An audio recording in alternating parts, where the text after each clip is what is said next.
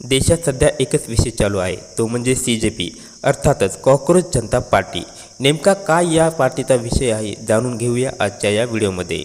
गेल्या आठवड्याभरापासून महाराष्ट्र नव्हे तर संपूर्ण भारतात एकच विषय तो म्हणजे कॉक्रोच जनता पार्टीचा। त्यात झाला असं मंडळी, भारताचे वर्तमान सरन्यायाधीश न्यायमूर्ती सूर्यकांत यांनी देशातील काही तरुणाबाबत केलेल्या वक्तव्यावर काही लोकांची तुलना दुर्वळाशी केल्यानंतर महाराष्ट्रातील अभिजित दिपके या तरुणाने बेरोजगारी, परीक्षा घोटाळे आणि तरुणांच्या प्रश्नाकडे लक्ष वेधण्यासाठी या डिजिटल चळवळीची सुरुवात केली आहे। CJP हा कोणताही अधिकृत नोंदणीकृत पक्ष नाही, पण या पक्षाला सोशल मीडियावर प्रचंड असा प्रतिसाद मिळत आहे। इंस्टाग्राम व इतर प्लॅटफॉर्मवर 3 ते 4 दिवसात 1 कोटीपेक्षा अधिक फॉलोअर्स झाले आहेत। अभिजित ते देशातील बेरोजगारी, महागाई व राजकीय व्यवस्थेवर नाराज असलेल्या तरुणांचा आवाज पोहोचण्यासाठी या पक्षाची निर्मिती करण्यात आली आहे।